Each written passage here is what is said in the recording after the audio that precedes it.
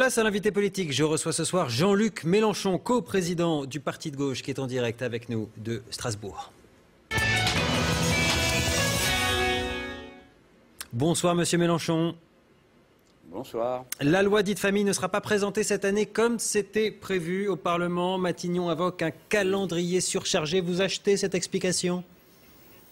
Non, on vient de vivre une journée consternante, assez humiliante pour les gens de gauche, parce que la procréation médicalement assistée faisait partie des points sur lesquels la gauche se retrouvait. Je ne dis pas la gestation pour autrui, on me comprend bien. Sur ce point-là, le débat est encore très largement ouvert, y compris à gauche. Bien sûr, ce sont des sujets sérieux qui demandent qu'on se convainque et pas qu'on brutalise les gens. Mais là, c'est nous qui sommes brutalisés.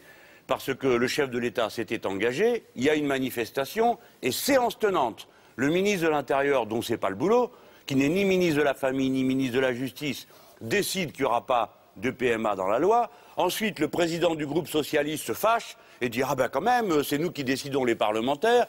Une heure après, c'est le porte-parole du PS qui dément le président du groupe. Et pour finir la journée, le Premier ministre annonce qu'il n'y a pas de loi. Donc il s'est débarrassé du problème. Donc je félicite les organisateurs des manifestations de droite parce qu'ils ont obtenu en 24 heures satisfaction. C'est la manif pour tous qui a gagné selon vous? C'est la manif pour tous qui a gagné ce soir? Ah bah, évidemment, mais je ne leur en veux pas.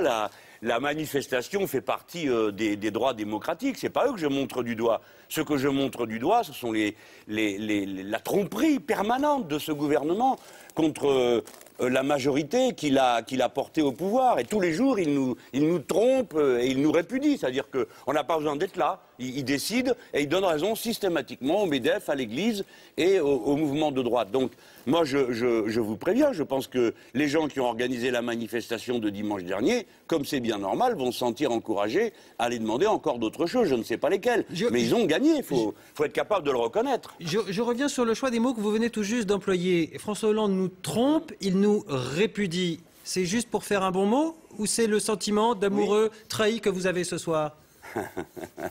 Ah là, ça c'est un bon mot. C'est votre question qui est un bon mot. Bien sûr, je choisis mes mots pour montrer qu'il y a une forme de duperie permanente du personnage. Mais en même temps, je ne veux pas donner trop d'importance à ça. En réalité, je pense qu'il n'y a plus de pilote dans l'avion. Parce que le président de la République s'engage, se dégage. Il avait déjà fait le coup sur le mariage pour tous. Il avait commencé, puis en cours de route, il avait dit « Ah bah oui, ça pose problème, alors les maires qui voudront appliqueront la loi », ce qui était une énormité tellement stupide que lui-même a dû reculer. Et là, c'est pareil. On commence quelque chose, mais on ne le finit pas. Le Premier ministre ne touche pas terre. Et c'est Manuel Valls qui décide maintenant à peu près de tout. Puisqu'il décide cette fois-ci sans demander l'avis de personne. Mais déjà, les fois précédentes, il avait pris le pouvoir sur de nombreux sujets. Alors qu'on en finisse, qu'il soit Premier ministre, qu'on dise que la droite est revenue au pouvoir. Et puis voilà. Et que chacun occupe sa place. Moi, je dis aux parlementaires socialistes et aux parlementaires écologistes, mais jusqu'à quel point allez-vous avaler tout et n'importe quoi? Vous n'êtes pas les élus de François Hollande et de Manuel Valls. Vous êtes les élus du peuple. J'entends ce que vous venez de dire, et notamment votre appel aux parlementaires écologistes. Certains ont été évidemment très froissés. Est-ce que vous ne seriez pas en train de troquer le rouge du front de gauche avec votre alliance, avec le vert des écolos, pour essayer de remonter ce front de gauche-là? Non, non. Je n'échange pas l'un contre l'autre. Je complète l'un par l'autre. Je pense que nous avons vocation à constituer une opposition de gauche qui ne se limite pas au front de gauche. On ne va pas rester notre petite boutique entre nous à se congratuler ou à se disputer. Et j'ai le plaisir de vous dire que cette stratégie fonctionne parce que, en plus des listes front de gauche, il y a au total 600 listes dans les villes de plus de 10 000 habitants autonomes au premier tour. Les unes sont front de gauche, les autres sont front de gauche plus Europe Écologie Les Verts, et beaucoup sont Europe Écologie Les Verts, et nous, le parti de gauche, comme c'est le cas par exemple à Grenoble, où c'est une tête de liste Europe Écologie Les Verts, mais avec nous, dans des grandes villes du pays, ou dans l'autre sens, à Saint-Malo, bref. Ça avance, cette cause avance. Mais maintenant, je m'adresse aux parlementaires, ça suffit, quoi. Ils passent sur vos plateaux les uns les autres, et ils passent sur vos plateaux, ils viennent se rendre intéressants en critiquant et en tirant dans le dos du gouvernement, mais ils n'en tirent aucune conséquence sur leur propre vote. C'est-à-dire, qu'est-ce que vous leur dites? C'est très lâche. Vous dites ce soir aux écologistes, si vous ne quittez pas le gouvernement maintenant, vous êtes des lâches, c'est ça que vous êtes en train de leur dire? Non, écoutez, il n'y a pas besoin que vous repreniez tout ce que je dis pour le transformer en une invective. Ce que je dis est assez clair, me semble-t-il, non? Je leur dis à tous, maintenant, tout le monde s'est assez payé de mots. Vous êtes au pied du mur et c'est le moment d'agir conformément à votre conscience. Enfin, tout de même, vous êtes en train de tout passer par-dessus bord, leur dis-je. Les droits sociaux, alors vous avez dit, bon, on ne peut pas parce que c'est la crise. Et vous nous disiez, vous autres, les écologistes, les socialistes dits de gauche, vous nous disiez, ah bon, quand même, sur le plan des libertés publiques, on fait mieux que les autres. Ben là, vous êtes en train de reculer. Alors, donc, je les appelle à constituer avec nous une opposition de gauche. En démocratie, c'est comme ça qu'on fait. Comment voulez-vous faire autrement pour changer le cours d'une politique? Il y a la manifestation, la droite vient de le faire bien joué, et puis il y a le Parlement aussi. Et nous aussi, on fait des manifestations. Mais faut pas, ça ne peut pas être que l'affaire du Front de gauche. Ça concerne tout le monde, me semble-t-il. Monsieur Mélenchon, vous parliez de recul sur des libertés individuelles. Certains ont vu aussi dans ces différentes lois des reculs sur ce qu'ils considèrent comme étant leurs propres valeurs. Il y a des lois qui ont divisé une partie de la société. Est-ce que vous avez le sentiment que peut-être il y a eu une accumulation et qu'il y a eu trop de sujets dits sociétaux traités par ce gouvernement-là? Je ne sais pas s'il y en a trop, il n'y en a jamais assez, si l'on pense vraiment que c'est la liberté qui est en cause ou une certaine conception de l'être humain. C'est la méthode, certainement, qui pêche. Moi, je comprends parfaitement qu'on ne soit pas de mon avis sur une question comme celle-là. J'ai l'impression, moi, qu'il y a un marqueur de gauche très fort sur la procréation médicalement assistée, mais je comprends parfaitement que des gens de gauche ne soient pas de cet avis, que des gens de droite soient de mon avis. Ce sont des sujets philosophiques, moraux, qui tournent à la définition que l'on a de la personne humaine. Donc ça demande du soin. Précisément, pas ces méthodes de ribouledingue où on commence, on finit pas, on promet une chose, ensuite on fait le contraire et à la sortie, tout le monde est ridicule et plus personne ne comprend rien. Enfin, nous sommes le peuple français, on a droit quand même à être traité avec un peu de dignité et de respect. Mais moi, je le redis pour la 10e fois, je respecte absolument le point de vue de ceux qui ne sont pas de mon avis. Vous savez, j'ai été le premier à déposer le premier texte de loi en faveur du Pacs. Bon, j'ai bien vu les difficultés que j'avais, même à l'intérieur de mon groupe socialiste au Sénat, j'étais socialiste à l'époque. Donc ce sont des sujets délicats. Mais il ne faut pas avoir peur, il faut aller se parler.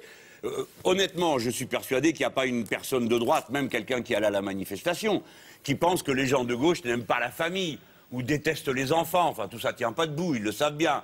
Ce sont les effets de polémique. Donc nous n'avons pas la même conception. Ça vaut la peine d'en parler, ça vaut la peine que le Parlement s'en saisisse. Ça vaut la peine qu'on se respecte et on s'écoute longuement.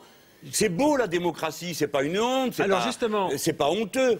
C'est au nom de la démocratie que vous avez intenté un procès à Marine Le Pen, notamment. Je pense au procès qui s'ouvrira ce jeudi, si je ne me trompe pas, à Béthune, oui, pour une affaire de faux tracts vous concernant lors des dernières législatives.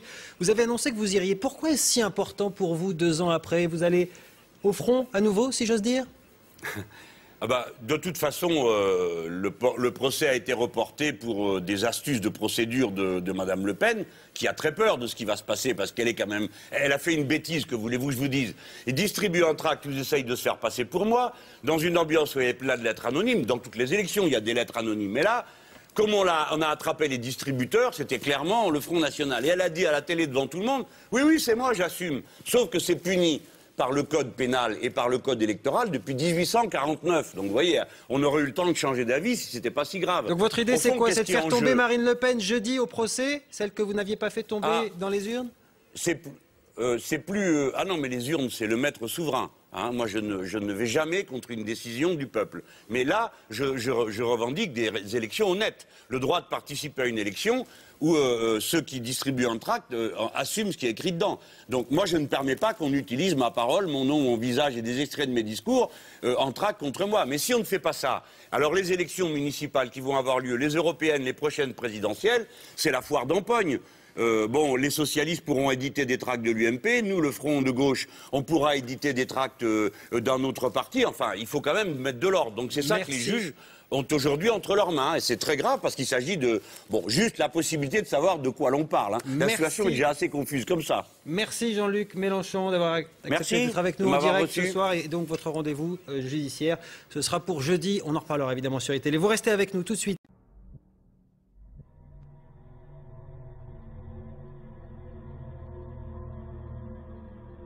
Des Romains, nous avons reçu le droit écrit, c'est-à-dire en définitive la loi, qui vaut mieux que toutes les coutumes arrangements et contrats qui visent à substituer l'arbitraire des petits arrangements à la volonté collective. Et c'est pourquoi, Madame Parisot, depuis ce temps, nous croyons plus à la loi qu'au contrat où vous êtes toujours les plus forts, parce que dans l'entreprise, si nous n'avons le syndicat, nous ne pouvons nous défendre quand nous sommes seuls face au patron. Des Arabes et des Berbères, tandis que de ce rivage partait l'esprit de croisade et les massacres, nous sont venus des Arabes et des Berbères la science, les mathématiques, la médecine et le savoir qui avaient été protégés par eux pendant tout le temps où l'obscurantisme jetait à terre l'esprit humain.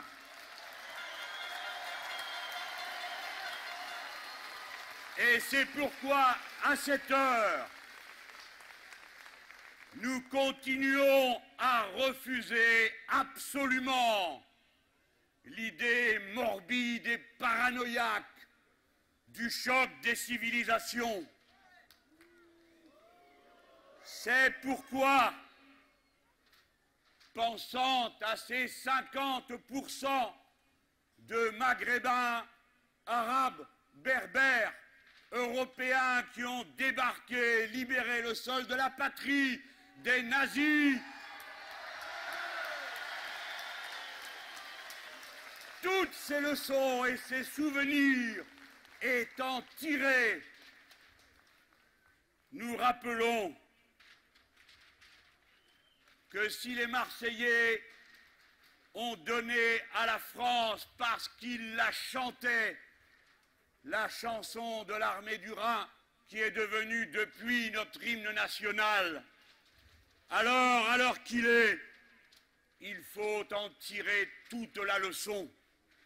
Non, la France n'est pas une nation occidentale vouée à suivre le char des États-Unis d'Amérique dans ses péripéties dans le monde.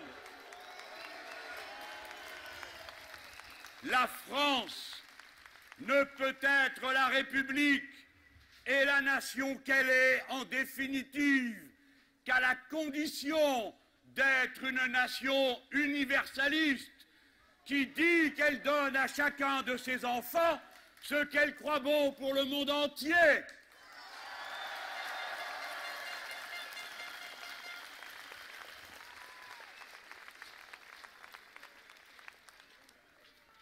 Alors, il est temps de se souvenir, quand l'Union européenne peut parfois faire tourner le regard vers les horizons lointains qui sont à l'est de notre continent, et si nous en sommes enchantés, il ne faut jamais oublier que le socle de l'identité républicaine de la patrie est dans la Méditerranée et que par conséquent, les peuples qui en sont riverains, tous sans exception, mais en commençant par ceux avec lesquels nous sommes unis par les liens du sang et avec qui nous fondons une même famille, non seulement parce que nous avons des enfants et des petits-enfants en commun, mais parce que nous avons aussi, pour nombre d'entre eux, en usage commun, une langue qui nous appartient à tous. Il faut se souvenir que les peuples du Maghreb sont nos frères et nos sœurs. Il faut répéter qu'il n'y a pas d'avenir pour la France sans les Arabes et les Berbères du Maghreb.